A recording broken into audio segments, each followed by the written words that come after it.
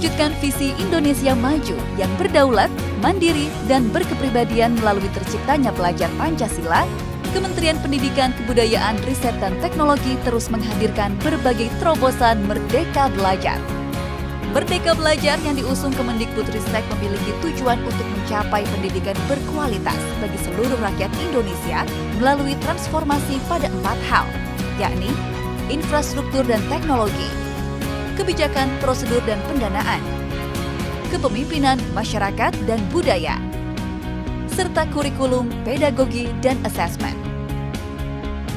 Transformasi pendidikan Indonesia dimulai dari Merdeka Belajar episode pertama yang menghadirkan terobosan 4 pokok kebijakan agar paradigma dan cara lama dalam belajar dan mengajar dapat bertransformasi ke arah kemajuan. Episode kedua, Kampus Merdeka.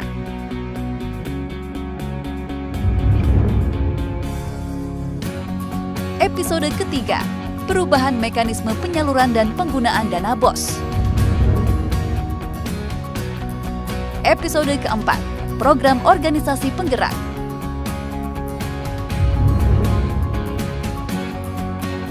Episode kelima, program guru penggerak.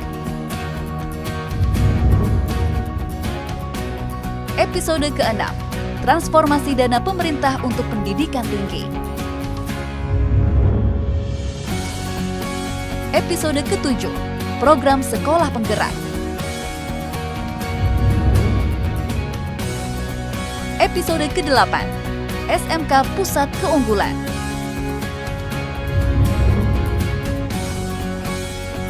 Episode ke-9, KIP Kuliah Merdeka. Episode ke-10, perluasan program beasiswa Lembaga Pengelola Dana Pendidikan. Episode ke-11, Kampus Merdeka Vokasi. Episode ke-12, Sekolah Aman Berbelanja bersama Siplah. Episode ke-13, Merdeka Berbudaya dengan kanal Indonesiana. Episode ke-14, Kampus Merdeka dari Kekerasan Seksual. Dan episode ke-15, Kurikulum Merdeka dan Platform Merdeka Mengajar yang menjadi bagian penting dalam upaya pemulihan dari krisis pembelajaran dan perbaikan kualitas pembelajaran, serta menjadi terobosan terbaru dalam membantu guru untuk saling terhubung, berkolaborasi, dan menginspirasi dalam mewujudkan profil pelajar Pancasila demi kemajuan pendidikan Indonesia. Assalamualaikum warahmatullahi wabarakatuh. Salam sejahtera untuk kita semua. Om Swastiastu, Namo Buddhaya, salam kebajikan, Rahayu.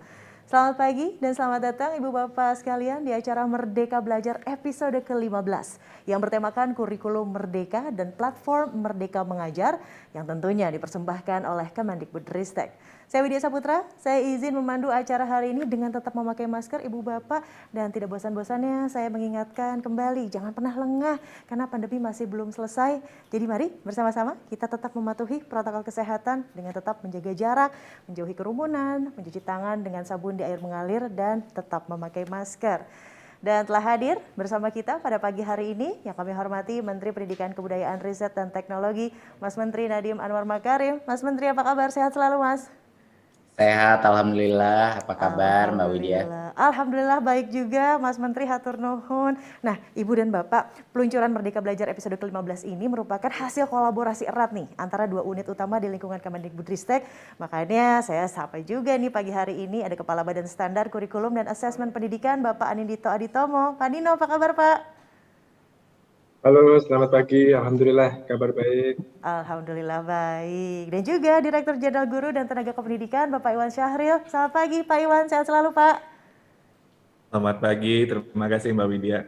Alhamdulillah, semuanya sehat-sehat, semuanya memakai batik yang kece-kece. Dan saya ingin juga menyapa selamat pagi kepada pimpinan dan anggota Komisi 10 DPR RI, pimpinan kementerian lembaga terkait, pemerintah daerah, organisasi kemasyarakatan, organisasi dan asosiasi profesi guru, penyelenggara pendidikan, organisasi internasional dan mitra pendidikan, perguruan tinggi dan organisasi keilmuan. Dan tentunya tidak lupa Ibu dan Bapak pendidik dan tenaga kependidikan di seluruh Indonesia yang sudah bergabung, serta para hadirin semua. Semoga kita selalu berada dalam lindungan Tuhan Yang Maha Esa. Amin.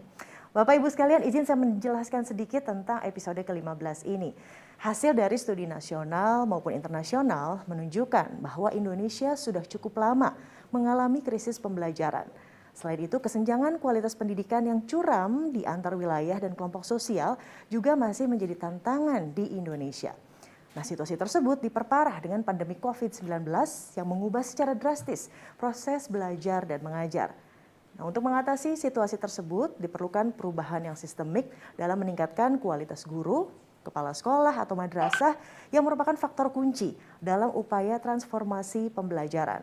Melalui Merdeka Belajar ke-15 ini, Kemendikbudristek berupaya untuk mensosialisasikan dua perangkat penting untuk memulihkan dan mendukung proses belajar mengajar dengan meluncurkan kurikulum Merdeka dan platform Merdeka Mengajar.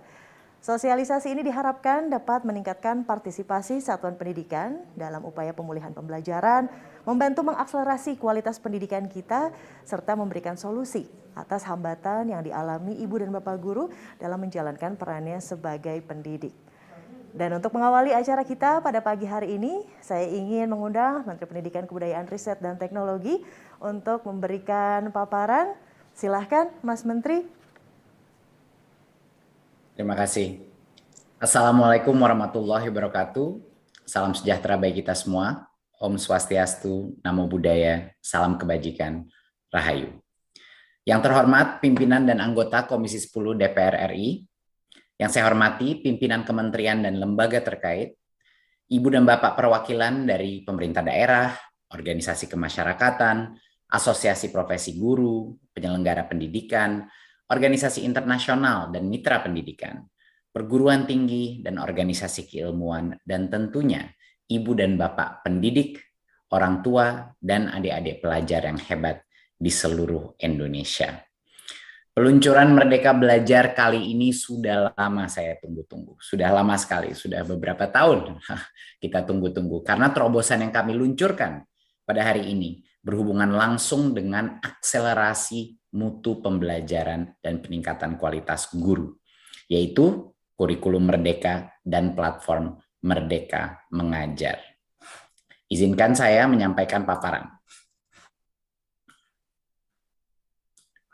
Ya, tidak kita bisa prediksi, tapi dalam semasa pandemi ini kita sudah berhasil meluncurkan 15 episode Merdeka Belajar. Kami merasa sangat beruntung bahwa tim kami terus termotivasi walaupun dengan semua tantangannya, tapi kami terus memperjuangkan transformasi Merdeka Belajar walaupun dengan segala tantangan pandemi. Dan hari ini dengan senang hati kita akan memaparkan episode ke-15, salah satu episode terpenting, yaitu kurikulum Merdeka dan platform Merdeka Mengajar. Kita semua sudah tahu bahwa Indonesia mengalami krisis pembelajaran.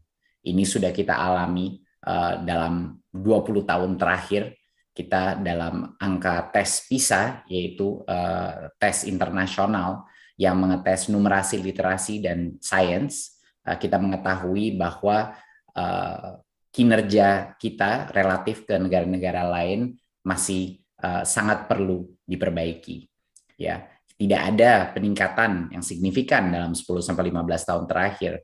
Dan 70% siswa usia 15 tahun kita ada di bawah kompetensi minimum untuk membaca dan untuk matematika. Ini makanya kita harus menyebut ini sebagai suatu krisis, dan suatu krisis membutuhkan solusi-solusi yang juga luar biasa untuk bisa mengejar ketertinggalan kita.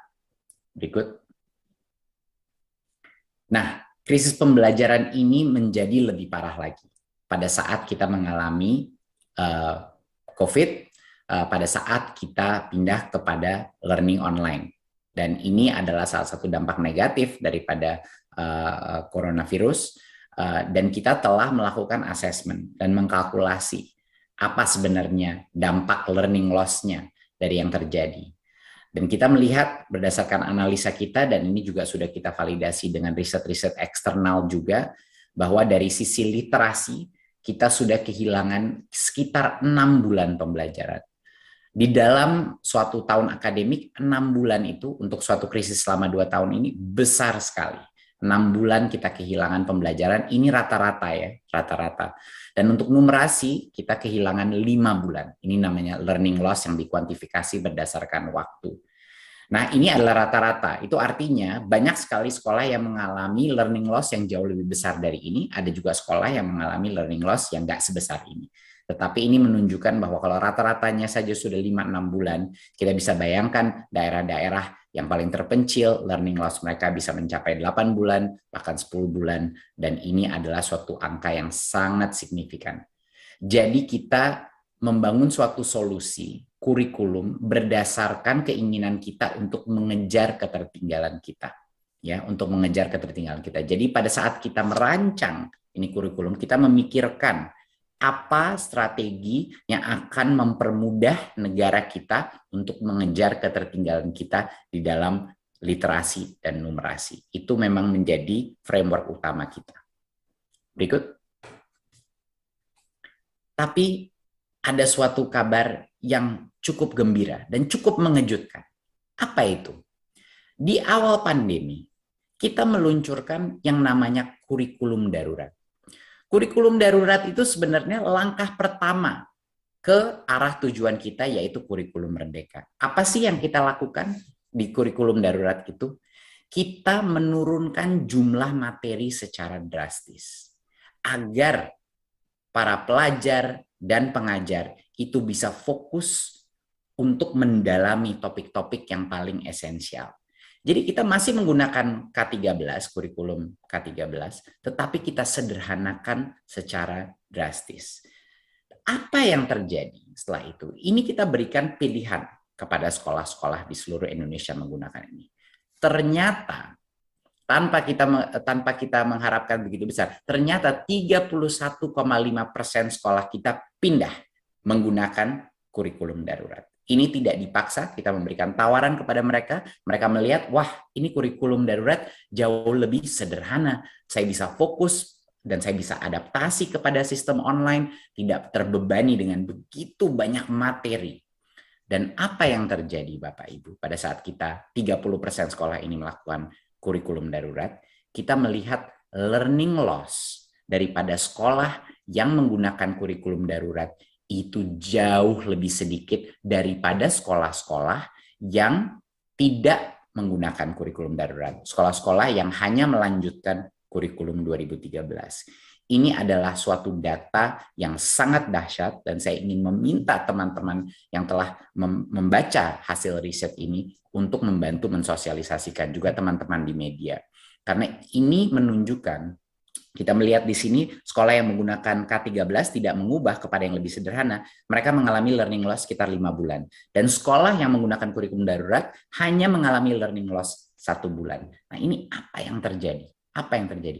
Ini membuktikan bahwa kepadatan materi, kebanyakan materi yang kita selalu titipkan di dalam kurikulum, di dalam materi pembelajaran kita, itu tidak punya dampak positif terhadap pembelajaran siswa. Malah semakin ringkas, semakin sederhana, pendalaman materi itu semakin baik untuk Indonesia. Jadinya perdebatan mengenai apa kita harus terus menambah materi kepada anak-anak kita, itu sudah selesai. Sekarang waktunya kita punya kurikulum yang ringkas, sederhana, dan lebih fleksibel untuk bisa mendukung learning loss, recovery, dan untuk menghasilkan mengejar ketertinggalan kita relatif ke negara-negara lain. Berikut. Nah, pada saat ini, kurikulum yang digunakan dalam skala nasional, ada beberapa kelemahan yang sudah kita identifikasi. Dan ini sebenarnya bukan suatu hal yang baru, tanyakan saja setiap guru atau orang tua yang membantu anaknya di masa pandemi, ataupun murid-murid. Ya, mereka udah pasti akan menyebut hal yang sama. Setiap orang tua pasti akan mengerti ini. Struktur kurikulum saat ini itu tidak fleksibel. Banyak guru merasa jam pelajaran itu sudah ditentukan per minggu, Dia tidak bisa memilih di antara dia mau sekolah itu mau fokus di bagian apa dulu, guru itu mau fokus untuk menguatkan pembelajaran karena sangat kaku dan tidak fleksibel. Kedua, materi terlalu padat. Kita sudah mendengarkan komplain dari anak-anak kita di masa pandemi sudah materi ini selalu padat. Tidak cukup waktu untuk melakukan pembelajaran yang mendalam dan sesuai dengan tahap perkembangan setiap peserta didik. Semua anak itu berbeda. Ya, semua anak itu berbeda, punya kemampuan berbeda, punya kesiapan di saat yang berbeda. Tapi kalau kita materi terlalu padat, pembelajaran itu yang ketinggalan ya terus ketinggalan. Ketiga adalah materi kita kadang-kadang membosankan, kurang beragam. Dan sehingga guru itu tidak punya terlalu banyak toolkit untuk bisa mengembangkan pembelajaran kontekstual. Jadi materi pembelajaran pun terlalu kaku, terlalu padat, dan buat banyak murid terlalu membosankan. Dan keempat adalah teknologi digital belum kita gunakan secara optimal, ya, belum digunakan secara optimal, dan ini akan membuka pintu terhadap berbagai macam konten materi. Nah, kita maunya pindahnya ke mana? Yang tadinya kurikulumnya kurang fleksibel, kita ingin sekarang kurikulumnya jauh lebih fleksibel. Guru dan sekolah bisa menentukan jam pelajaran per minggunya karena yang targetnya itu dipenuhi selama 1 tahun. Bayangkan, kalau kita memberikan target pada 1 tahun, itu memberikan fleksibilitas kepada sekolah setiap minggu untuk menentukan saya mau mengejar ketertinggalan dulu nggak? Saya mau fokus di satu bidang dulu nggak? Biar sampai matang anak-anak saya mengerti topik ini. Kedua, kita fokus kepada materi yang esensial. Jadi tadi kurikulum darurat itu kita lanjutkan dan kita perbaiki lagi. Jadi langkah pertama sudah kita lakukan di kurikulum darurat, sudah disederhanakan. Jadi kurikulum Merdeka itu adalah kurikulum darurat yang terus kita kembangkan sehingga lebih optimal lagi. Jadi kita fokus kepada materi yang esensial, ya, capaian pembelajaran diatur per fase, bukan per tahun. Satu fase itu bisa beberapa tahun.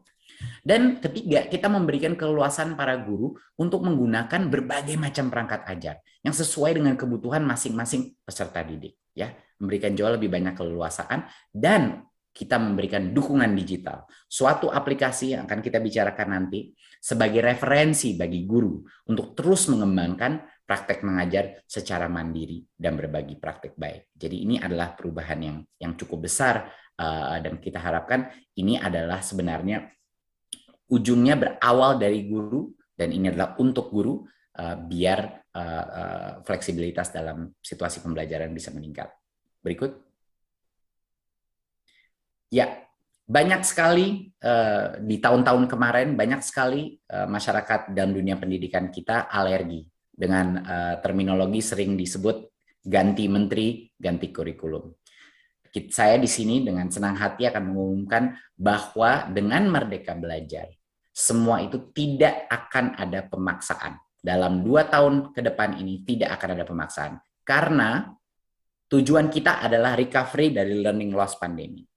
Dan seperti yang kita lihat pada saat kita menawarkan kurikulum darurat dengan memberikan pilihan, ternyata 30% dari sekolah secara organik memilih opsi yang lebih baik, yang lebih sederhana. Ya, jadi kita mengikuti filsafat kemerdekaan, ya, Merdeka Belajar, dan kita memberi sekolah 3 opsi sesuai dengan kesiapannya masing-masing. Opsi pertama adalah bagi sekolah-sekolah yang belum nyaman, belum percaya diri untuk melakukan perubahan, silahkan masih di dalam kurikulum 2013. Itu opsi pertama. Jadinya tidak dipaksakan sama sekali, jadi tidak perlu khawatir lagi sekolah-sekolah bahwa ganti menteri, ganti kurikulum. Itu artinya bukan karena sekolah tidak membutuhkan ganti kurikulum, tetapi karena dipaksakan secara cepat. Tapi sekarang, bagi sekolah-sekolah yang belum merasa siap, mereka boleh tetap di dalam kurikulum 2013. Bagi sekolah-sekolah yang ingin melakukan perubahan, tapi mungkin belum siap melakukan perubahan yang begitu besar, tapi dia ingin memilih kurikulum yang lebih sederhana, dia masih mau di 2013, tapi yang jauh lebih ringkas materinya. Dia boleh memilih kurikulum darurat, ya, penyederhanaan. Dan bagi sekolah-sekolah yang sudah siap untuk melakukan transformasi sesuai dengan kecepatan yang dia inginkan, pilihan ketiga terbuka juga untuk meluncurkan kurikulum Merdeka. Ya, kurikulum Merdeka itu yang akan dibahas pada hari ini. Jadi sekarang tolong diingat masyarakat juga teman-teman media bahwa kurikulum ini adalah opsi pilihan. Karena kita sudah sangat sukses dengan kurikulum darurat, kita menggunakan filsafat yang sama. Ini pilihan bagi sekolah mengikuti kesiapannya masing-masing. Karena Bapak Ibu, tidak ada yang namanya transformasi proses pembelajaran kalau kepala sekolah dan gurunya merasa terpaksa untuk berubah. Kunci keberhasilan daripada suatu perubahan kurikulum adalah kepala sekolah dan guru-gurunya memilih untuk melakukan perubahan tersebut. Jangan pernah lupakan itu, Bapak Ibu. Berikut. Jadi, satuan pendidikan ini bisa mengimplementasikan kurikulum merdeka secara bertahap, tidak perlu 100% langsung diterapkan, ya. Kita memberikan fleksibilitas. Ya, kurikulum merdeka ini sudah kita tes di 2.500 sekolah penggerak. Namanya dulu kurikulum prototipe. Sekarang karena kita luncurkan kepada sekolah-sekolah lain namanya kurikulum merdeka.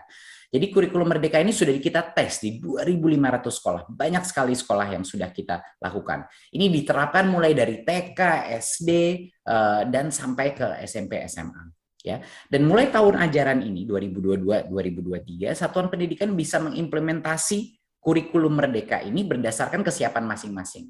Kita akan menyiapkan suatu survei, angket, untuk membantu satuan pendidikan menilai dirinya. Saya sudah siap apa tidak untuk menerapkan ini. Gitu. Dan 3 pilihan yang dapat diputuskan satuan pendidikan itu adalah mereka bisa menerapkan beberapa bagian saja dari prinsip kurikulum merdeka, nggak perlu full. Ya, mereka juga bisa menerapkan kurikulum merdeka menggunakan perangkat ajar yang sudah disediakan, itu boleh, dan menerapkan kurikulum merdeka dengan mengembangkan sendiri berbagai perangkat ajarnya. Jadinya bahkan bagi yang ingin maju ke kurikulum merdeka, mereka boleh memilih mau tahun berapa dulu mulainya, apa elemen-elemen yang ingin mereka masukkan dulu. Ini sesuai dengan kesiapan sekolah masing-masing. Seperti yang kita bilang, tidak perlu panik para guru dan kepala sekolah karena kemerdekaan dan keputusan itu ada di mereka. Berikut. Apa sih keunggulannya kurikulum merdeka? Ini sekali lagi adalah salah satu menurut saya episode Merdeka Belajar yang paling penting.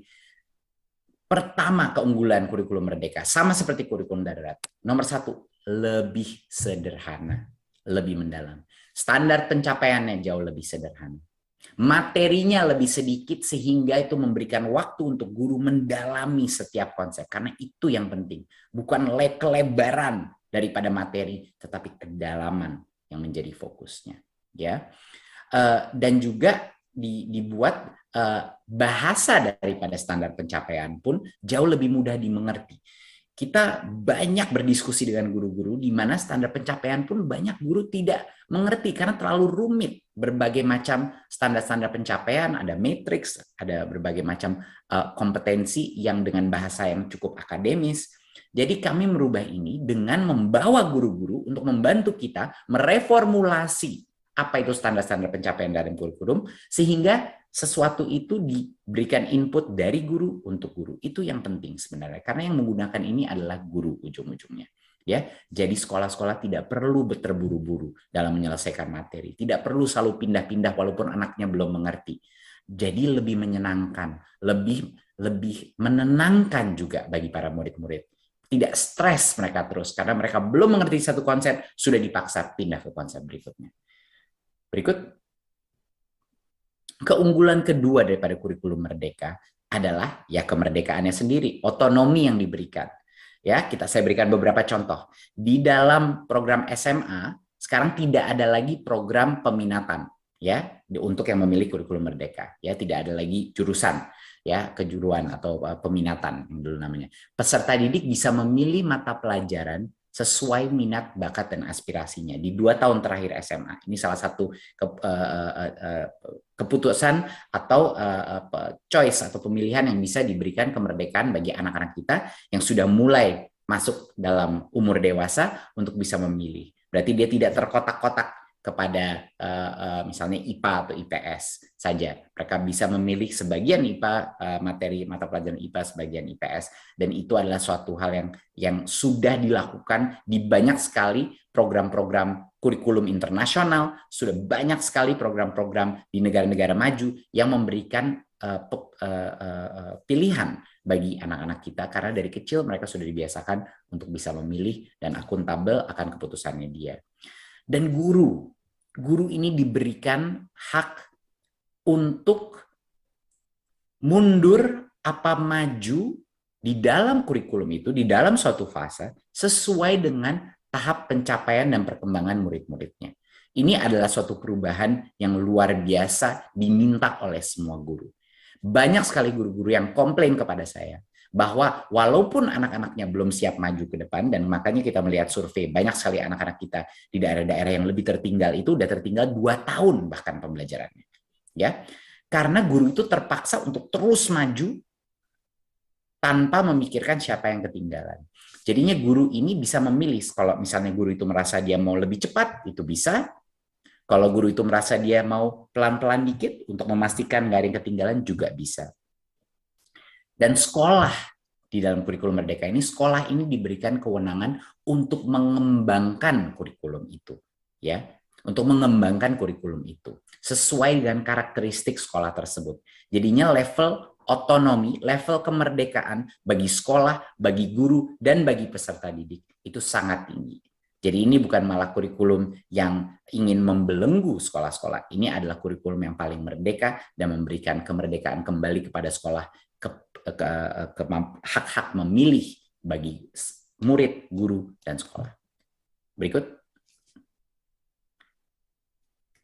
Di luar daripada kurikulum yang lebih sederhana dan kurikulum yang lebih merdeka, lebih fleksibel, dan otonom, ini adalah versi kurikulum di mana murid-murid itu bukan hanya pasif di dalam kelas, tetapi mereka aktif. Jenis-jenis aktivitas yang dilakukan dalam kurikulum ini banyak sekali yang project based. Banyak sekali yang project based. Kita memberikan ruang di dalam waktu kelas untuk project based yang sangat besar. Karena satu, kenapa relevan? Karena ini adalah skill-skill yang akan dibutuhkan anak itu pada saat dia keluar. Dia harus bisa bekerja secara kelompok. Dia harus bisa menghasilkan suatu hasil karya. Dia harus bisa berkolaborasi dan memikirkan hal-hal secara kreatif. Ya. Dan dengan ini akan menjadi jauh lebih menyenangkan buat siswa maupun juga buat gurunya. Ya. Ini memberikan mereka kesempatan juga untuk mengembangkan karakter mereka. Ya, dengan interaktif. Kita sering komplain bahwa anak-anak kita mungkin tidak benar-benar mengerti apa dan belum mendarah daging konsep Pancasila, atau belum mendarah daging konsep-konsep seperti budi pekerti dan lain-lain. Yaitu alasannya karena ya kalau mereka membaca itu saja di dalam buku teks, ya tentu saja tidak akan terserap. Mereka harus bisa mengimplementasikannya dengan tindakan nyata. Itulah makanya project based learning menjadi komponen yang sangat penting. Dan juga jauh lebih menyenangkan, sehingga anak-anak merasa sekolah itu jauh lebih interaktif. Jauh lebih interaktif dari sekarang. Pasif saja, dengerin guru, lalu dites di akhirnya. Ya jelas, kalau anak-anak kita tidak mengasosiasikan sekolah dengan sesuatu yang menyenangkan, yang interaktif, di mana mereka merasa mereka itu penting dalam proses pembelajaran itu, di dalam ruang kelas. Ya anak itu akan selalu mengasosiasikan sekolah dengan suatu hal yang negatif. Dan dia tidak mungkin akan menjadi pembelajar sepanjang hayat. Jadi ini adalah elemen ketiga yang terpenting untuk bukan hanya pendidikan skill masa depan dia, bekerja di dalam knowledge economy, di mana ada digital revolution dan lain-lain, dia bisa berkolaborasi, kreativitas, dan critical thinking, tetapi juga pendidikan karakter dia. Karena ini disinilah karakter akan dibangun dengan bekerja sama gotong royong dengan teman-temannya, dengan gurunya untuk melakukan proyek-proyek dalam lingkungan, ya. Proyek-proyek climate change, proyek-proyek kebinekaan untuk membangun rasa toleransi antara suku, antara agama, proyek-proyek kesehatan untuk mengerti dampak kesehatan pada dirinya, literasi digital, dan lain-lain. Semua proyek-proyek yang penting, yang relevan, dan yang aktif. Berikut. Nah, penerapan ini didukung dengan berbagai macam perangkat ajar dan pelatihan ya bagi sekolah-sekolah.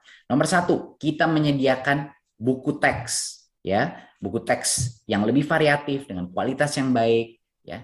Kita memberikan modul-modul pengajar dan proyek-proyek, profil proyek yang bisa digunakan. Jadi kita tidak akan hanya membiarkan saja sekolah menentukan ini secara sendiri. Kita akan berikan mereka contoh-contoh. Kita akan memberikan mereka dukungan, ya, bimbingan dalam apa saja yang bisa mereka lakukan, apa saja contoh-contoh baik. Jadi itu yang satu. Kedua, kita akan memberikan pelatihan. Pelatihan yang bisa diakses semua guru secara otomatis melalui kanal-kanal digital.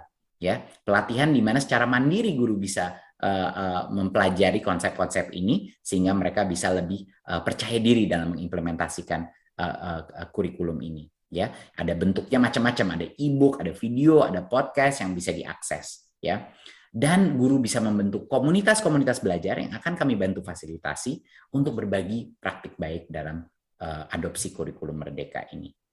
Dan tidak perlu khawatir bagi semua guru, kami menjamin jam mengajar dan tunjangan profesi guru aman. Perubahan struktur mata pelajaran ini tidak akan merugikan guru.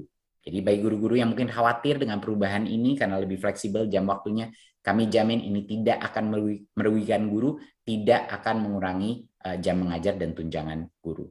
Ya, jadi ini mohon ditekankan sekali lagi. Berikut. Nah, sekarang kita masuk ke dalam digitalisasi daripada adopsi kurikulum merdeka ini. Jadi penerapan ini didukung oleh salah satu platform kita, dan ini saya sangat bahagia bisa merilis platform ini hari ini. Platformnya namanya Merdeka Mengajar. Ini adalah platform untuk guru, yang harapan kita akan berkembang menjadi suatu platform yang bukan hanya materi dan kontennya dari kementerian, tapi benar-benar dimiliki guru, dari guru untuk guru. Jadi ini adalah aplikasi kita untuk membantu guru-guru menerapkan kurikulum merdeka ini dan belajar untuk menjadi suatu pengajar yang lebih baik. Berikut. Nah, platform Merdeka Mengajar ini adalah platform yang menjadi kayak temannya guru. Ya, ini benar-benar menjadi temannya guru. Dan ada 3 fungsi utama di mana guru itu bisa menggunakan aplikasi ini. Yang pertama adalah untuk mengajar. Ya, berbagai macam toolkit untuk membantu guru itu mengajar. Kedua, sama pentingnya bahkan mungkin lebih penting lagi, adalah sarana untuk guru belajar. Guru yang terbaik, saya selalu bilang, guru yang terbaik itu bukan guru yang terpintar. Guru yang terbaik adalah guru yang merasa dirinya adalah pembelajar sepanjang hayat. Guru yang terbaik adalah guru yang tidak berhenti belajar dan tidak berhenti berinovasi. Jadi fungsi kedua daripada aplikasi ini adalah untuk guru secara mandiri bisa belajar sesuai dengan kebutuhannya masing-masing. Dan ketiga, ini adalah platform untuk guru bisa berkarya. Ya, guru bisa berkarya. Jadi bayangin kalau saya guru, apa sih gunanya aplikasi ini? Oke, aplikasi ini akan membantu saya mengajar kurikulum merdeka secara lebih efektif.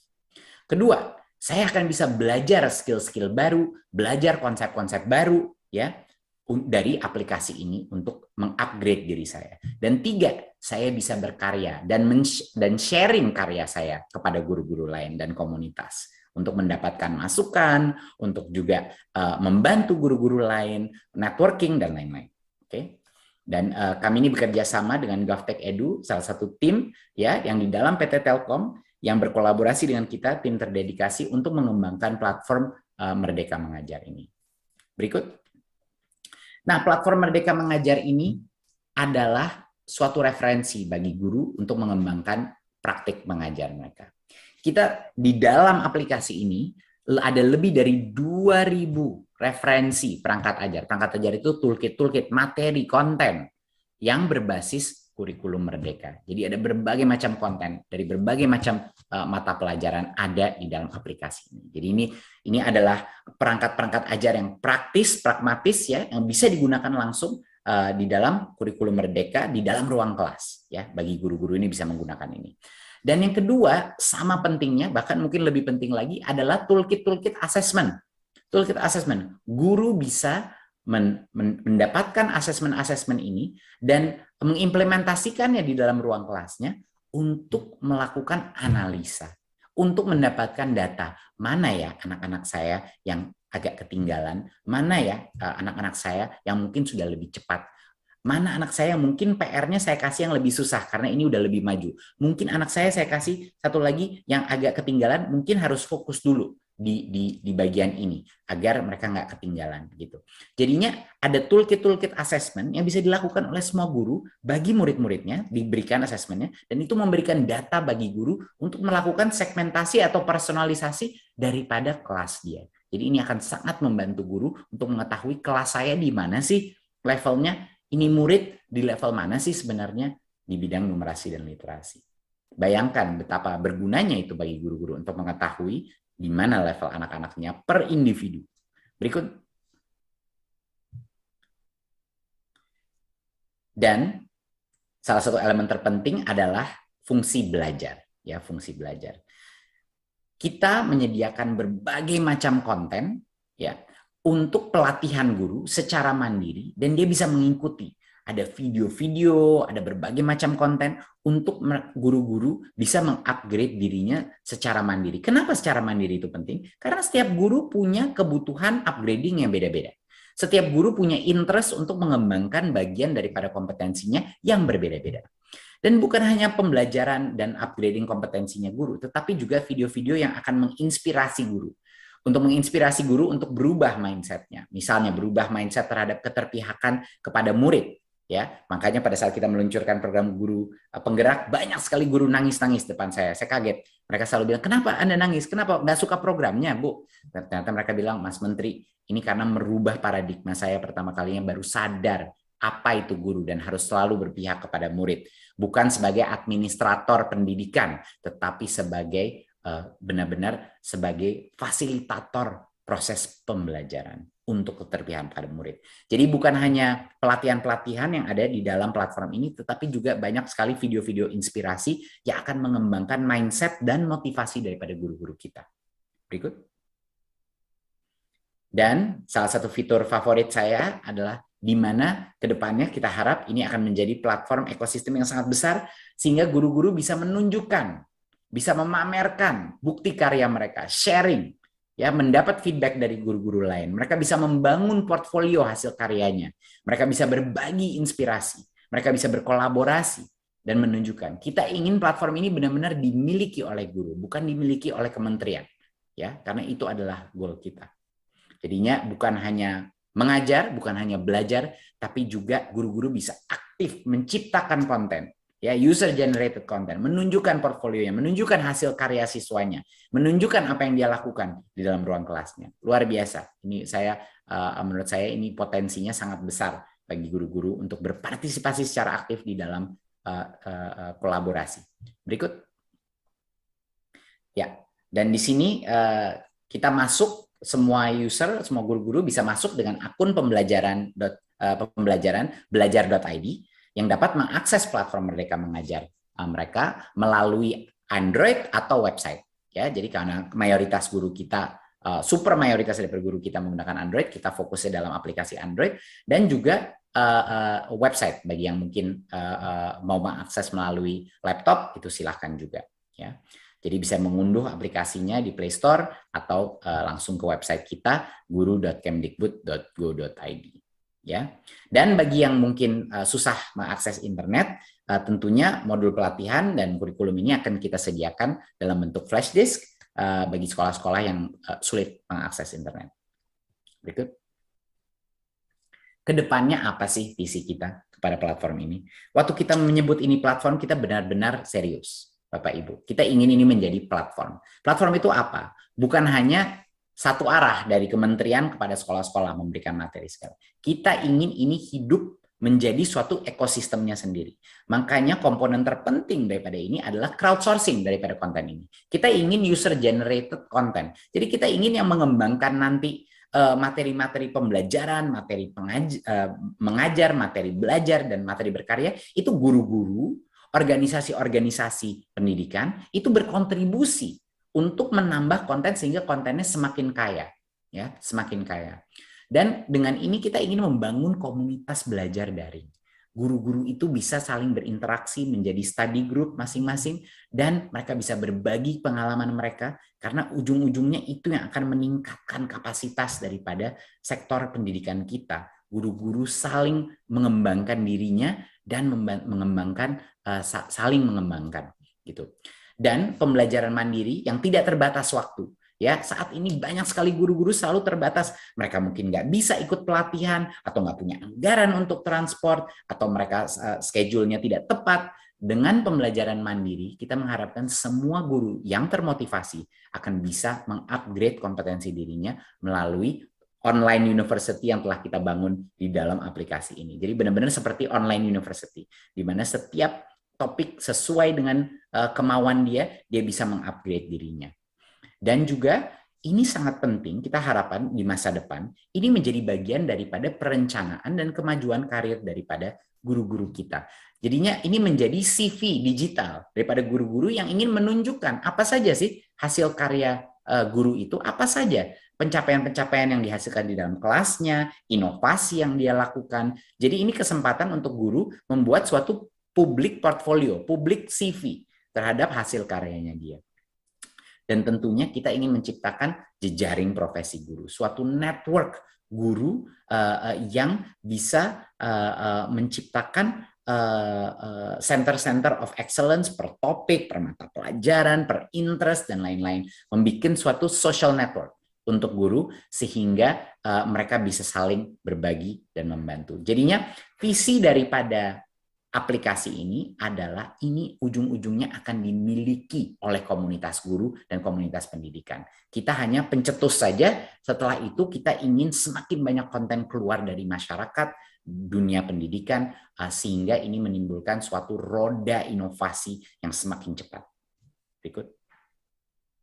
Saya ingin mengucapkan terima kasih yang sebesar-besarnya kepada 21 mitra institusi kita dan 47 mitra individu yang luar biasa telah pagi, siang, malam telah berkontribusi untuk memperkaya konten di dalam aplikasi Merdeka Mengajar ini. Jadi terima kasih sekali lagi bagi semua kontributor yang sudah luar biasa bekerja pagi, siang, malam untuk menghasilkan konten dan produk yang diluncurkan hari ini.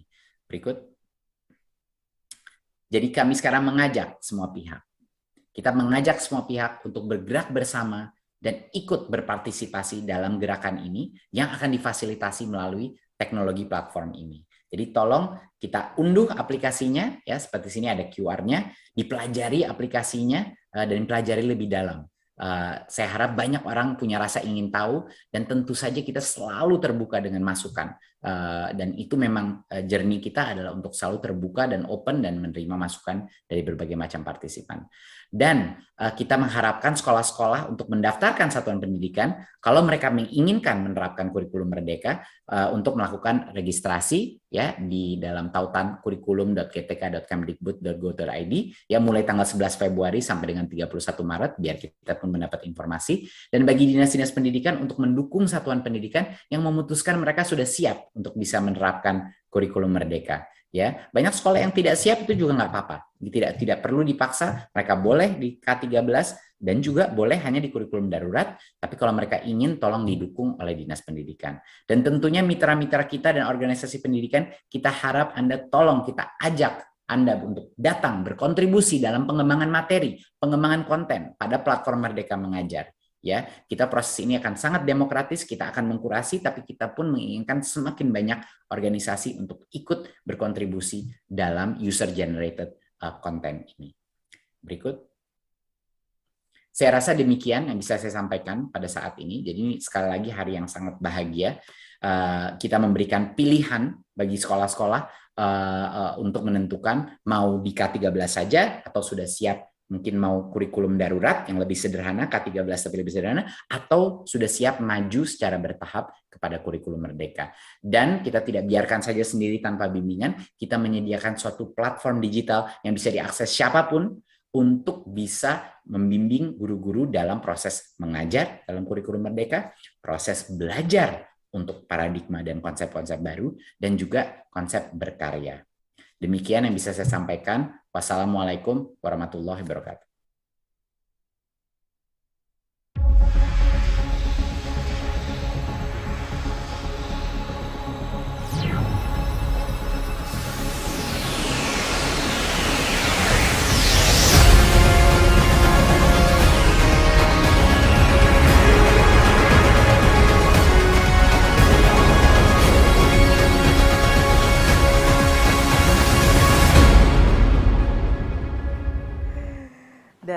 sudah resmi diluncurkan. Terima kasih. Tadi saya mengucapkan sebelumnya Mas Menteri untuk paparannya, dan tadi Mas Menteri juga sudah sekaligus meluncurkan secara resmi 2 terobosan Bapak Ibu dalam Merdeka Belajar episode ke-15, yakni kurikulum Merdeka dan juga platform Merdeka Mengajar.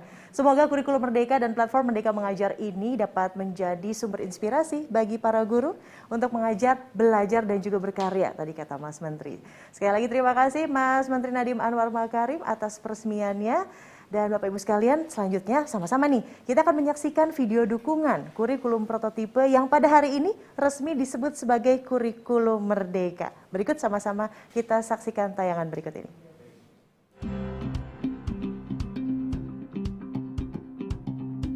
Saya Yakut Khalil Kaumas, Menteri Agama Republik Indonesia, mendukung penuh langkah Kementerian Pendidikan, Kebudayaan, Riset, dan Teknologi yang akan melaksanakan kebijakan kurikulum prototipe mulai tahun 2022 sebagai upaya pemulihan pembelajaran. Saya yakin kurikulum ini mampu mendorong pembelajaran yang sesuai dengan kemampuan siswa serta memberi ruang yang lebih luas pada pengembangan karakter dan kompetensi dasar. Bagi saya, kurikulum prototipe adalah transformasi pembelajaran yang penting bukan saja menghadapi pendidikan pasca pandemi, tapi juga menghadapi situasi dunia yang terus berubah seiring perkembangan zaman. Saya percaya setiap anak itu unik. Oleh sebab itu, pendekatan yang holistik, fleksibel, dan fokus pada kompetensi anak adalah kunci untuk mengembangkan anak secara maksimal demi cita-cita yang ingin mereka raih.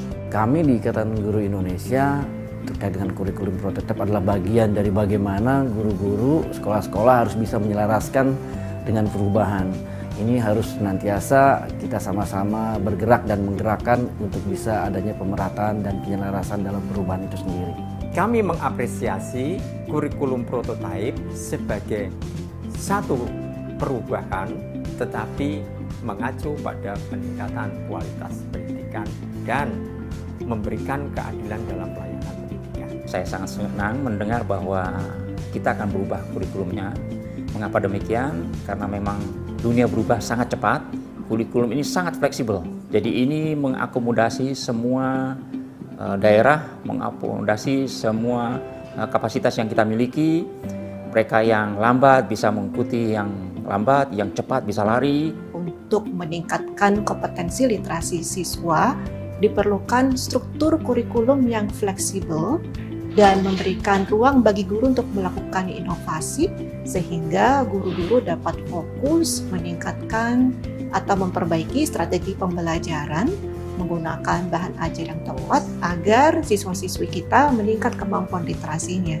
Jadi saya pikir kurikulum ini merupakan satu hal yang dibutuhkan dengan kebutuhan global dalam dunia pendidikan saat ini.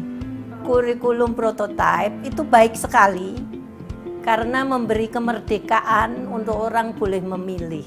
Sekolah boleh melakukan kontekstualisasi, kemudian menyesuaikan dengan sekolahnya dengan tetap mengacu capaian pembelajaran yang mudah dipahami. Ya, jadi manajemen perubahan dari kurikulum prototipe ini sangat menarik. Kenapa? Karena waktunya panjang.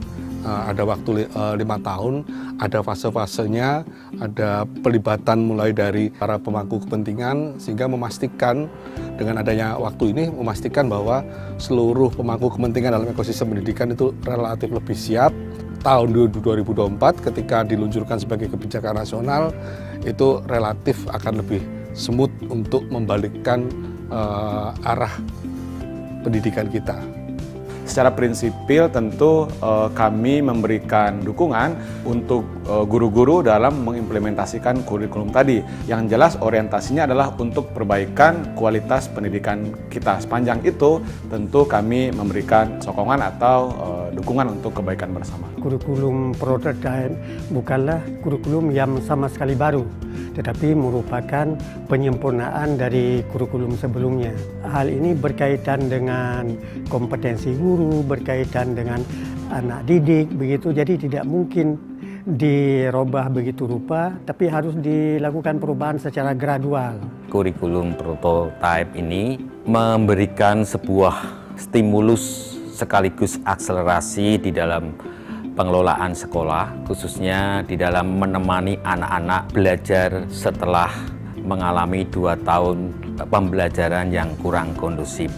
Maka Komisi Pendidikan memberi apresiasi yang besar. Kurikulum prototipe ini ya kami sambut dengan baik anak-anak maupun para pengajar dapat merasakan kemerdekaan dalam proses belajar mengajar.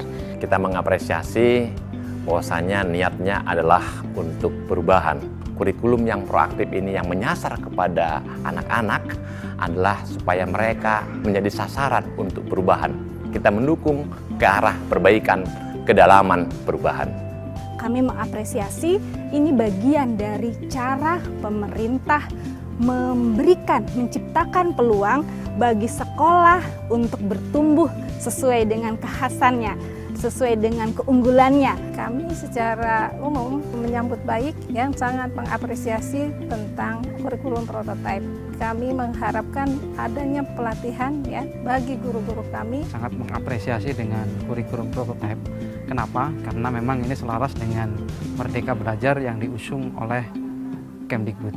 Karena ketika kurikulum ini tidak ada, maka visi misi terkait Merdeka Belajar yang diusung oleh Kemdikbud akan sirna. Seluruh anggota Federasi Guru Independen Indonesia, ganti kurikulum adalah penting. Mengapa? Mengikuti perkembangan kurikulum yang lama bukan berarti hilang, tetapi bentuknya adalah perubahan, memperbaiki dan memulihkan. Kurikulum yang akan dilaksanakan ini betul-betul telah memberikan kebebasan kepada anak dan guru, dan saya sangat setuju sekali karena ini adalah kurikulum yang berdasarkan berbasis proyek.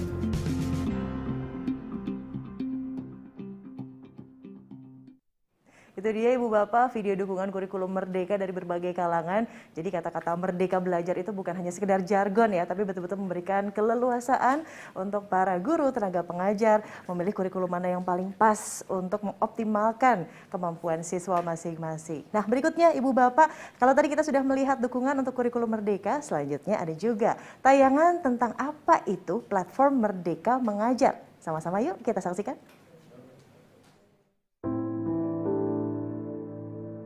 Anak-anak, hari ini kita akan mempelajari tentang gerhana matahari. Sinar matahari terhalang oleh bulan, maka mengakibatkan terjadinya gerhana matahari. Anak-anak masih ada yang belum jelas? Ada yang mau bertanya?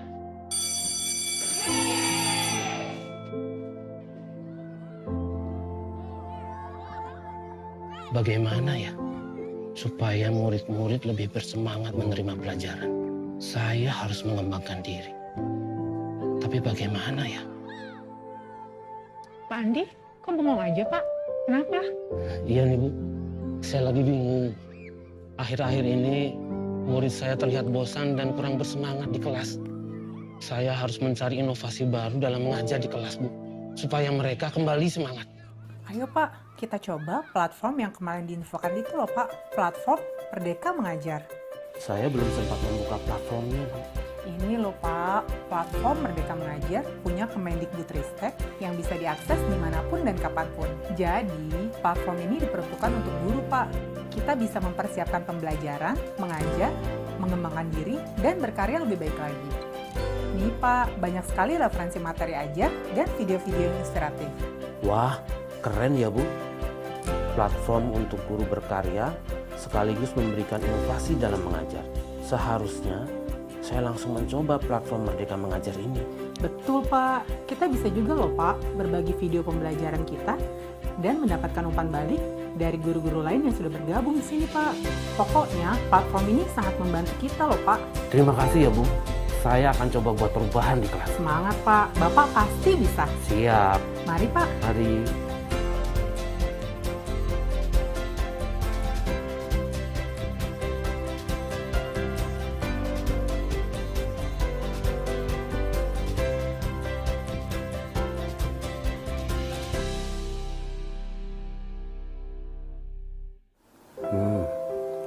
Saya harus lebih kreatif. Untuk pelajaran besok, saya coba buat alat peraga.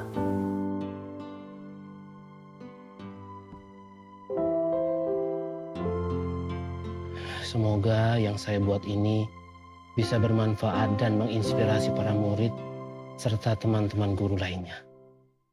Matahari terhalang bulan menjadi gerhana matahari. Belajar jadi menyenangkan. Ayo serentak bergerak dalam semangat kolaborasi dan kemandirian dengan platform Merdeka Mengajar sebagai teman penggerak demi kemajuan pendidikan Indonesia. Pak, Bu. Matahari terhalang bulan menjadi gerhana matahari. Itu dia tadi tayangannya. Saya mendengar deru tepuk tangan, akhirnya ada juga platform yang bisa membantu. Wah, langsung pada sibuk nih download Ibu Bapak. Nah, platform Merdeka Mengajar ini benar-benar memberikan solusi ya kepada guru untuk berkembang dan meningkatkan potensinya dalam mengajar. Ada banyak sekali ternyata fitur-fitur yang terdapat di platform Merdeka Mengajar. Video-video referensinya pun sangat menginspirasi para guru untuk berinovasi guna menghidupkan suasana belajar sehingga lebih menyenangkan bagi para murid, sekaligus tentunya menggerakkan guru-guru di seluruh Indonesia untuk saling belajar dan juga berbagi. Dan jangan lupa Bapak Ibu guru semua segera mengunduh dan mengakses platform Merdeka Mengajar di Play Store Android, serta untuk mengetahui lebih lanjut tentang kurikulum Merdeka dengan mengunjungi laman kurikulum.kemdikbud.go.id atau kurikulum.gtk.kemdikbud.go.id. Baik, dan berikutnya kita akan masuk ke sesi diskusi. Untuk itu kembali kami ingin mengundang Mas Menteri. Mas Menteri, silahkan untuk bergabung dalam sesi ini. Untuk itu saya juga mengundang perwakilan guru bergabung bersama Mas Menteri. Mas Menteri, bocoran nih, ini dua gurunya katanya sampai bergadang. Saking excitednya ingin langsung berbincang dengan Mas Menteri. Yang pertama, saya mengundang Bapak Joko Prasetyo. Beliau adalah guru SMP Negeri 2 Temanggung, Jawa Tengah. Pak Joko ini mengajar mata pelajaran IPS untuk kelas 7 dan kelas 9. Pak Joko, selamat pagi Pak, salam sehat selalu. Selamat pagi Mas Menteri, Mbak Widya. Alhamdulillah sehat selalu. Alhamdulillah sehat. Nah selanjutnya ini yang juga sangat excited dan langsung memakai baju dengan warna kesayangan ya, Ibu Stefani Anggia Putri yang merupakan guru kelas 1 SD Negeri 005 Sekupang, Kota Batam. Selamat pagi Ibu Stefani, salam sehat Ibu. Selamat pagi, Assalamualaikum, salam sehat. Selamat pagi Mas Menteri dan Mbak Widya. Alhamdulillah suaranya sudah terdengar dengan jelas. Silahkan ini langsung saja Mas Menteri untuk memulai sesi diskusi. Bapak Ibu silahkan juga ingin langsung curhat kepada Mas Menteri. Mangga Mas.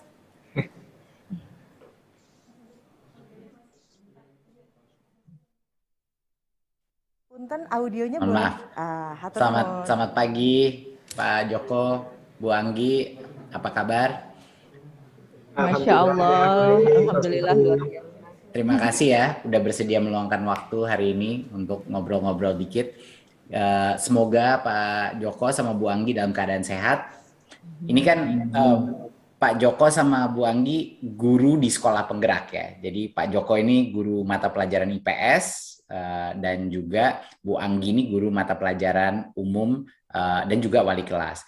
Dan seperti yang saya sampaikan tadi kan di saat paparan, kurikulum Merdeka ini awalnya diterapkan di 2.500 sekolah penggerak di seluruh Indonesia. Jadinya Pak Joko sama Bu Anggi ini tahu pengalaman, udah duluan mengimplementasi kurikulum ini. Nah, saya ingin dengar nih, seperti apa sih penerapan kurikulum Merdeka di sekolah Bapak dan Ibu masing-masing? Perubahan apa sih yang dirasakan saat menerapkannya? Mungkin bisa dimulai dari Ibu Anggi dulu. Terima kasih Mas Menteri, saya akan mencoba menjawab pertanyaannya mengenai penerapan kurikulum Merdeka di tempat saya bertugas di SDN 005 Sekupang, Kota Batam. Saya mengajar sebagai wali kelas 1 sekolah dasar. Nah, kami di sini mulai melaksanakan pembelajaran dengan paradigma baru dan juga pembelajaran yang berdiferensiasi, di mana pembelajaran yang berpusat pada siswa dan juga sesuai dengan kebutuhan siswa serta tahap perkembangan siswa, diharapkan nanti bisa mewujudkan profil pelajar Pancasila dan juga diharapkan bisa mampu membentuk kompetensi dan karakter siswa. Nah, selanjutnya juga perubahan yang sangat saya rasakan di sini, saya sebagai guru mengetahui minat, bakat, dan kebutuhan serta kemampuan siswa saya dengan kita guru melakukan asesmen pembelajaran yang cukup efektif untuk membantu saya memetakan kebutuhan siswa sehingga saya sebagai guru dapat menyusun metode serta strategi pembelajaran yang sesuai minat dan profil siswa. Ditambah lagi adanya pembelajaran kolaboratif yang berbentuk proyek. Sini juga kita bertujuan untuk mengembangkan profil pelajar Pancasila melalui pengalaman belajar. Begitu Mas Menteri. Terima kasih Bu Anggi. Kalau Pak Joko? Ya. Terima kasih Mas Menteri untuk kesempatannya. Alhamdulillah untuk sekolah kami di SMP Negeri 2 Temanggung melaksanakan kurikulum sekolah penggerak di tahun 2021-2022. Alhamdulillah untuk perubahannya kami rasakan ada paradigma baru Bapak, Mas Menteri maaf, untuk kegiatan pembelajaran yang biasanya kita dalam tanda kutip guru itu terbelenggu dengan nilai KKM, nilai minimal, kompetensi minimal yang harus dicapai siswa itu akan menjadi belenggu. Maka di kurikulum baru ini kita guru-guru itu sangat menghargai bagaimana proses siswa itu dihargai, kecapaian belajar mereka dalam bentuk capaian belajar mereka kita hargai. Sehingga kita guru-guru lebih fleksibel dalam memberikan pembelajaran dan berkreasi semaksimal mungkin. Kemudian kami melihat ada satu lagi perubahan yang baru di kurikulum baru atau kurikulum merdeka ini adalah bagaimana ada satu kegiatan proyek penguatan profil pelajar Pancasila. Kalau di sekolah kami laksanakan dalam bentuk blok waktu. Jadi kalau di tahun ini kami laksanakan 3 proyek. Jadi selama 2 pekan siswa itu tidak ada pelajaran, tapi mereka full mengerjakan proyek. Alhamdulillah di sekolah kami proyek pertama kita ajak anak-anak ke tempat TPA atau pembuangan sampah yang sangat bau sekali di sana.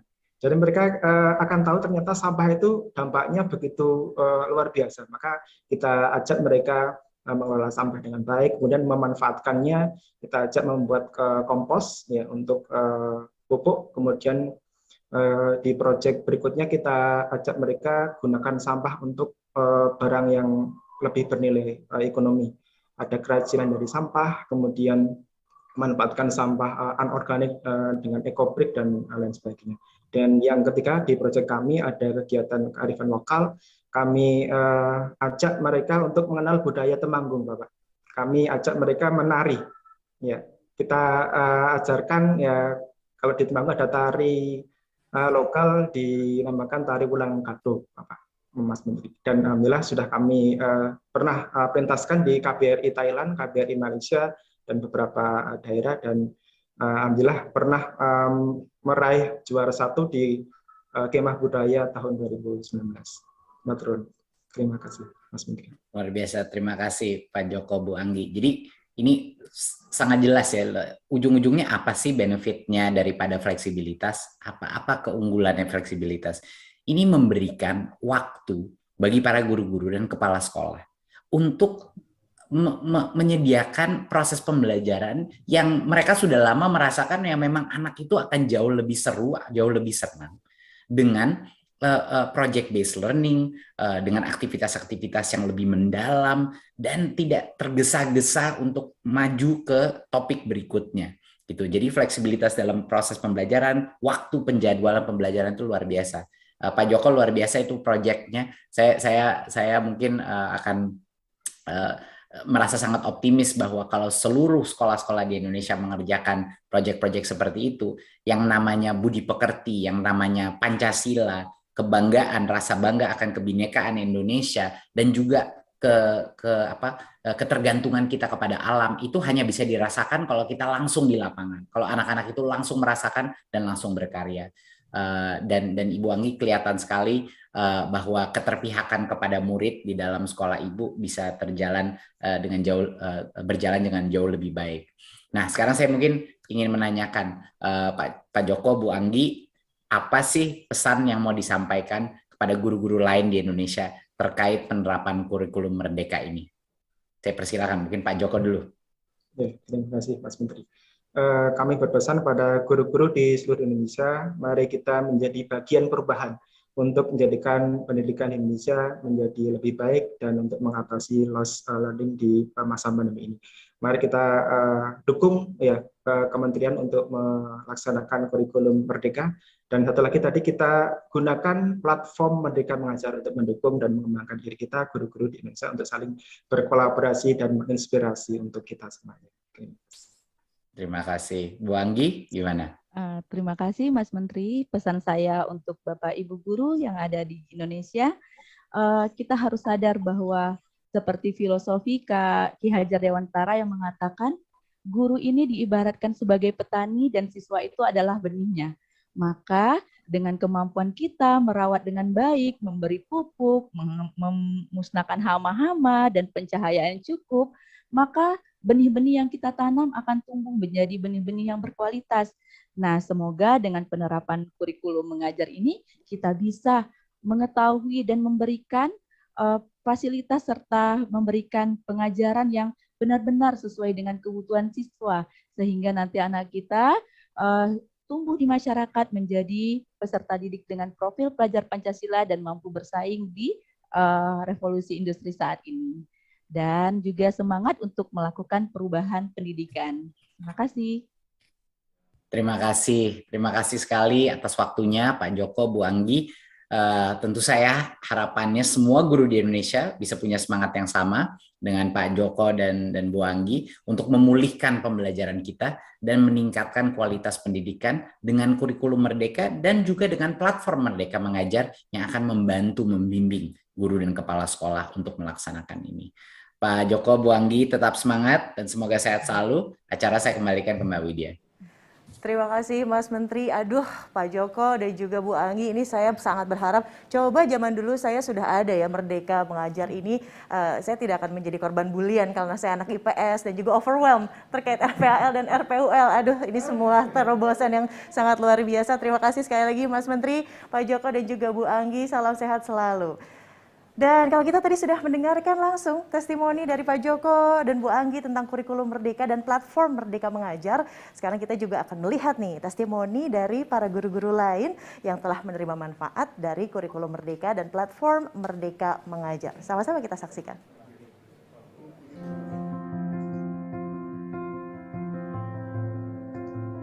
Dengan menggunakan kurikulum prototipe di Sekolah Penggerak SLB Negeri Batu Merah, Kota Ambon, kami dapat mengembangkan karakter profil pelajar Pancasila sesuai kebutuhan dan karakteristik peserta didik. Dengan menggunakan pembelajaran berbasis proyek, memberikan kesempatan kepada siswa lebih percaya diri untuk belajar melalui pengamatan, bagaimana bekerja sama, bagaimana toleransi antar sesama dalam mewujudkan profil pelajar Pancasila. Dengan Sekolah Penggerak ini telah terjadi perubahan besar di sekolah kami. Pembelajaran dengan paradigma baru, pembelajaran yang berpusat kepada murid. Terjadi juga perubahan besar terhadap digitalisasi sekolah, perencanaan berbasis data, dan peningkatan sumber daya manusia, terutama tenaga pendidik. Kehadiran kurikulum prototipe membuat sekolah kami terasa lebih bergairah dalam belajar, baik untuk gurunya, untuk murid-muridnya, termasuk untuk para orang tua. Karena kurikulum prototipe memberi kesempatan yang luas untuk murid-murid kita berkreativitas, mengembangkan ide dan gagasan, guru-guru memberikan keleluasaan kepada murid-muridnya untuk bisa belajar sesuai dengan bakat, minat, dan kemampuannya. Selama berproses, banyak hal yang telah kami pelajari, yang telah kami terapkan, yang kami selalu diskusikan, dan alhamdulillah semuanya pasti ada kendala, namun kendala itu dapat kami atasi atas bantuan intervensi dari pusat. Alhamdulillah selama berproses ini banyak hal-hal yang telah kami temukan yang walaupun baru, tetapi banyak juga hal-hal yang kami lakukan itu ternyata juga hanya perlu penguatan dari kurikulum sebelumnya. Kami yakin ini bukan kurikulum baru, tetapi merupakan pengembangan dari kurikulum yang sebelumnya, sehingga akan mencapai penyempurnaan kurikulum pada pelaksanaan berikutnya.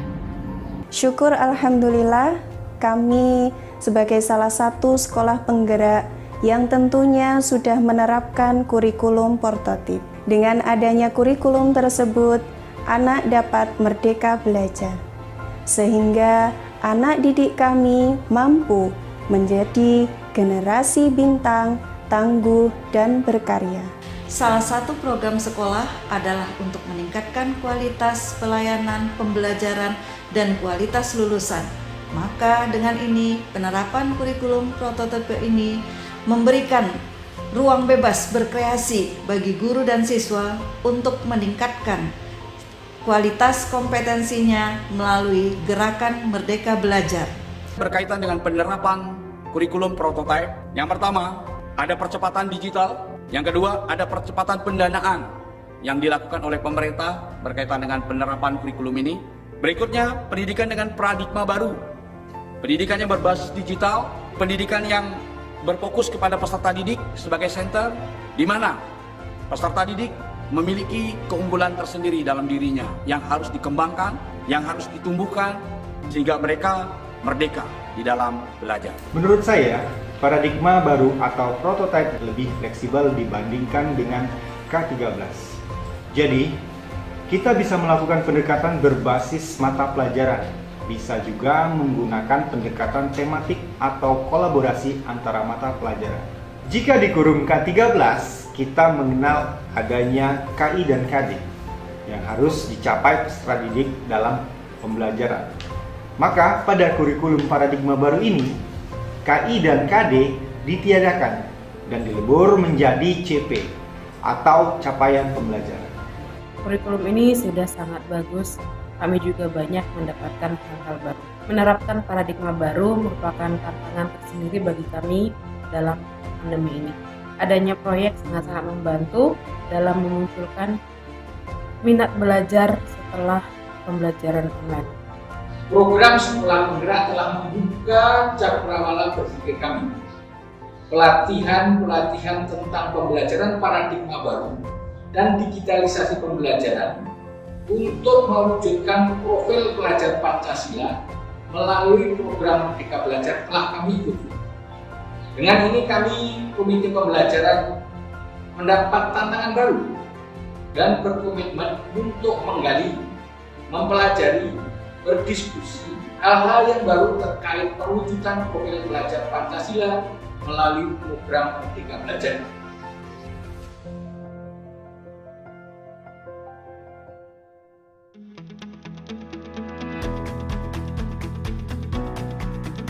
Bagi saya sangat penting dan bermanfaat dalam pelaksanaan layanan belajar di sekolah kami. Karena dalam platform ini tersedia berbagai jenis modul ajar yang bisa dimanfaatkan oleh para guru di sekolah kami untuk mengembangkan pembelajarannya. Saya bisa menuangkan semua tugas-tugas proyek dari murid-murid saya menjadi kreativitas yang tak terhingga. Saya dapat memperoleh modul pelatihan daring secara gratis, yang kapanpun dan dimanapun saya dapat mengaksesnya. Sehingga pembelajaran di kelas yang saya ampu menjadi tidak monoton.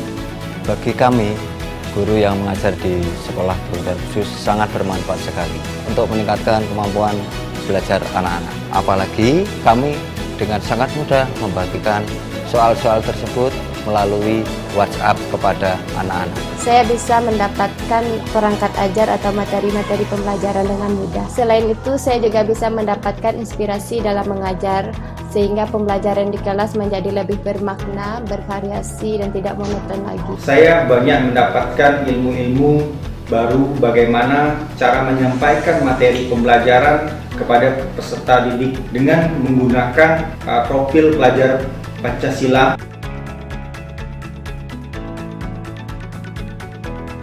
Fitur yang paling sering dipakai di sekolah kami adalah modul ajar yang menyediakan berbagai jenis modul ajar yang dapat dimanfaatkan oleh guru-guru kami di sekolah untuk mengembangkan pembelajarannya, sehingga pembelajaran mereka menjadi semakin menarik dan variatif, sehingga anak-anak betul-betul bisa menikmati pembelajaran yang dilaksanakan oleh para guru di sekolah. Fitur yang sering saya gunakan yaitu asesmen. Dalam asesmen itu ada kemudahan yang sangat bermanfaat bagi kami, di mana kami bisa langsung membagikan asesmen tersebut kepada murid-murid dalam satu kelas, 2 kelas maupun 3 kelas secara paralel. Fitur yang sering saya gunakan adalah perangkat ajar dan pelatihan mandiri. Yang sering kami gunakan adalah modul ajar dan buku siswa. Fitur yang sering saya gunakan video inspirasi dan perangkat ajar. Fitur yang sering saya gunakan pelatihan mandiri, perangkat ajar, video inspirasi, karena fitur itu banyak menambah wawasan saya bagaimana cara menyampaikan materi kepada peserta didik dengan benar.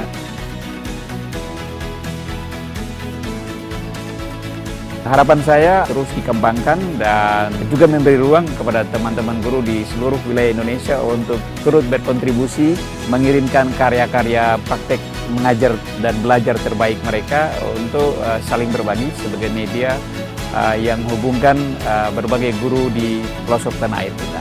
Kami juga berharap guru-guru di Indonesia mengembangkan hasil karya yang telah ada demi kemajuan anak bangsa. Dapat membantu dan mensukseskan program Mas Menteri tentang program Merdeka Belajar. Harapan saya agar modulnya lebih dilengkapi lagi, terutama pada mata pelajaran seni budaya, dan khususnya untuk semua pemerintah agar lebih mensosialisasikan lagi kepada seluruh guru yang ada di Indonesia. Harapan kami sebagai guru bagi anak-anak berkebutuhan khusus untuk memudahkan kami gunakan dalam kegiatan belajar bagi anak-anak berkebutuhan khusus. Harapan saya ke depannya platform Merdeka Mengajar ini bisa berkembang terus, bisa bertambah fitur-fiturnya dan konten-kontennya sehingga bisa menginspirasi lagi bagi kami para guru. Kemudian saya harapkan platform mengajar ini bisa benar-benar mensukseskan program Merdeka Belajar dan mewujudkan profil pelajar Pancasila. Merdeka Mengajar, teman penggerak guru Indonesia.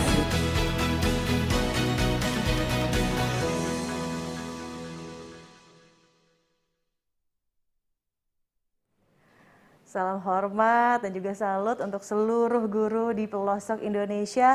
Dan Bapak Ibu yang saya hormati, berikutnya kita akan memulai sesi tanya jawab dengan rekan-rekan media. Untuk itu kembali saya mengundang Mas Menteri, Mas Nadiem Anwar Makarim untuk memberikan tanggapan atas pertanyaan dari rekan-rekan media. Mas Menteri, izin saya membacakan pertanyaan yang pertama. Ini dari Rini Suryati, Kedaulatan Rakyat. Apa yang membedakan kurikulum prototipe dengan kurikulum 2013 katanya? Mas Menteri, silahkan. Ya, seperti yang saya paparkan tadi di dalam presentasi saya. Yang pertama adalah kurikulum ini jauh lebih sederhana. Standar pencapaiannya itu lebih jelas, lebih mudah dimengerti bagi guru-guru. Dan juga jumlah materinya jauh lebih sedikit, sehingga guru-guru bisa mendalami tiap materi, sehingga pemahaman konsep-konsep dasar di bidang numerasi, literasi, dan mata pelajaran lainnya itu tercapai. Ya, jadi sebenarnya penyederhanaan itu adalah poin yang pertama.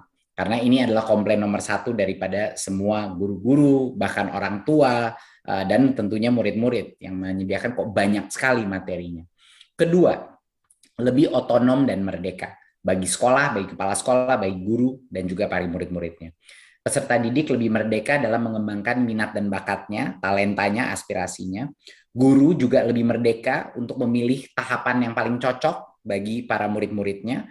Dan sekolah diberikan kemerdekaan untuk mengembangkan dan mengelola kurikulum sesuai dengan karakteristik sekolah tersebut. Dan yang ketiga, benefit ketiga daripada perubahan ini adalah jauh lebih relevan, lebih interaktif, lebih menyenangkan. Project based learning itu menjadi salah satu komponen besar di dalam kurikulum Merdeka ini dan memberikan kesempatan bagi peserta didik kita untuk mengeksplorasi isu-isu aktual yang terjadi di lapangan secara aktif dan mengembangkan karakter-karakter yang dibutuhkan sesuai dengan profil pelajar Pancasila. Jadinya real experiential project based learning itu menjadi komponen yang sangat besar. Jadi sekali lagi lebih sederhana, lebih merdeka, ya, lebih fleksibel dan juga lebih relevan dan interaktif. Baik, terima kasih Mas Menteri atas penjelasannya. Untuk pertanyaan Rini Suryati dan juga lebih fun, lebih menyenangkan karena ada pengalaman langsung di sana. Berikutnya Mas Menteri izin membacakan yang kedua, ini dari Muti Jurnas. Bagaimana katanya strategi pemerintah untuk memberikan pelatihan kepada tenaga pendidik yang sekolahnya mengadopsi kurikulum Merdeka? Silakan Mas. Ya. Jadi kami tidak akan meninggalkan para sekolah-sekolah kita untuk melakukan ini tanpa ada bantuan materi atau konten. Penerapan kurikulum Merdeka ini didukung dengan penyediaan beragam perangkat ajar, termasuk pelatihan, penyediaan sumber belajar bagi guru, kepala sekolah, bahkan untuk dinas pendidikannya. Nah, untuk pelatihan sendiri, kita menyediakan pelatihan mandiri bagi guru dan kepala sekolah melalui micro-learning di dalam aplikasi itu, Merdeka Mengajar, platform Merdeka Mengajar. Dan berbagai narasumber dalam pelatihan kurikulum Merdeka, salah satunya melalui pengimbasan dari sekolah penggerak. Jadi hasil daripada program-program yang kita lakukan dalam sekolah penggerak, itu kita juga berikan secara digital kepada sekolah-sekolah yang ingin juga mengimplementasikan kurikulum Merdeka. Dan berbagai sumber belajar juga bagi guru kita berikan dalam bentuk e-book, video, podcast, dan lain-lainnya yang bisa diakses secara daring dan atau didistribusikan secara luring menggunakan flash disk bagi sekolah-sekolah yang sulit mengakses internet. Kami juga mendorong para guru-guru untuk membentuk komunitas belajar sebagai ruang berbagi praktik baik dalam proses penerapan kurikulum Merdeka. Menurut kami akan lebih efektif lagi kalau guru yang saling mengajar guru lainnya dalam penerapan ini, biar pragmatis, tidak teoritis. Baik, terima kasih Mas Menteri atas jawaban dari pertanyaan Muti Jurnas.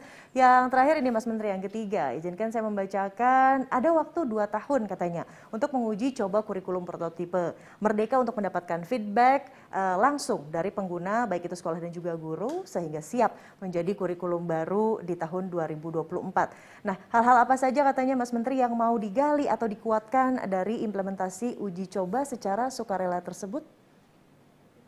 Ya, jadi kita ini di Kemendikbudristek selalu belajar dari pengalaman sebelumnya. Dan kami menyadari bahwa semua perubahan itu membutuhkan waktu, masa adaptasi, dan juga harus berdasarkan data. Harus berdasarkan masukan dan umpan balik daripada konstituen terpenting kita, yaitu guru-guru dan kepala sekolah. Jadi kami menggunakan masa transisi ini untuk memastikan bahwa setiap sekolah diberikan kemerdekaan untuk memilih opsi yang paling tepat untuk dirinya sendiri. Ya, jadinya tujuan utamanya, jangan lupa sekali lagi, tujuan utama daripada kurikulum ini dan memberikan opsi ini adalah pemulihan pembelajaran. Tanpa kita berikan opsi-opsi ini, learning loss kita tidak akan mungkin kekejar ketertinggalannya. Makanya kita membutuhkan pengelolaan yang cermat. Kami memberikan kurikulum Merdeka ini sebagai opsi dan penerapannya juga bisa bertahap. Kita mulai tadinya dengan sekolah penggerak di 2.500 sekolah dan akan terus kita besarkan angka itu. Tapi sampai akhirnya dilakukan perubahan kurikulum secara nasional di tahun 2024. Di masa ini kita akan mendapatkan berbagai macam umpan balik, berbagai macam rekomendasi dari guru-guru, dari pakar-pakar, dari organisasi untuk menyempurnakan kurikulum Merdeka tersebut.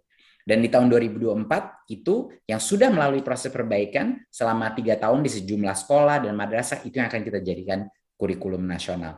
Nah, dengan pendekatan ini, guru kepala sekolah dinas pendidikan memiliki waktu. Mereka tidak perlu stres, mereka tidak perlu khawatir bahwa mereka harus melakukan implementasi secara cepat. Mereka ada berbagai macam isu yang harus mereka hadapi pada saat ini pasca pandemi. Dan mereka harus diberikan ruang waktu, ya, kerenggangan untuk bisa mengadaptasi sesuai dengan kecepatannya masing-masing. Dan saya yakin melalui perubahan yang jauh lebih sistematis, jauh lebih bertahap, upaya kita untuk mentransformasi sistem pendidikan kita akan terjadi dengan jauh lebih terukur, dengan data yang benar, tidak terburu-buru, ya, dan membantu kita mencapai tujuan Merdeka Belajar. Baik, terima kasih Mas Menteri atas seluruh jawaban dari pertanyaan rekan-rekan media, sangat komprehensif. Semoga jawaban yang tadi diberikan oleh Mas Menteri dapat meningkatkan pemahaman kita semua tentang kurikulum Merdeka dan platform Merdeka Mengajar. Terima kasih sekali lagi Mas Menteri. Dan dengan berakhirnya sesi tanya jawab, berakhir pula acara kita pada pagi hari ini. Semoga dengan kurikulum Merdeka dan platform Merdeka Mengajar ini kita dapat bersama-sama memulihkan pembelajaran dan memperbaiki kualitas pendidikan Indonesia. Saya juga mendengar banyak tepuk tangan dari para guru-guru yang menyambut baik terkait 2 terobosan ini tentang pemulihan belajar. Ada juga yang sedang mungkin kurang sehat atau sedang isolasi mandiri, langsung dipulihkan ya, langsung imunitasnya tinggi. Selamat mengajar Bapak Ibu semuanya, dan mengajar lebih baik lagi, dan tentunya bergerak dalam semangat kolaborasi untuk mewujudkan profil pelajar Pancasila dan Merdeka Belajar. Sekali lagi saya ucapkan kepada Menteri Pendidikan, Kebudayaan, Riset, dan Teknologi Mas Menteri Nadiem Anwar Makarim, Kepala Badan Standar Kurikulum dan Asesmen Pendidikan Bapak Anindito Aditomo, dan Direktur Jenderal Guru dan Tenaga Kependidikan Bapak Iwan Syahril, dan tentunya kepada pimpinan dan anggota Komisi 10 DPR RI, pimpinan kementerian lembaga terkait, pemerintah daerah, organisasi kemasyarakatan, organisasi dan asosiasi profesi guru, penyelenggara pendidikan, organisasi internasional dan mitra pendidikan, perguruan tinggi dan organisasi keilmuan, dan tentunya tidak lupa Ibu dan Bapak pendidik tenaga kependidikan di seluruh Indonesia. Terima kasih hatur nuhun, dan tentunya rekan-rekan media dan para hadirin semuanya. Akhir kata, saya Widya Saputra pamit undur diri. Wabillahi taufiq wal hidayah. Wassalamualaikum warahmatullahi wabarakatuh. Salam sehat selalu.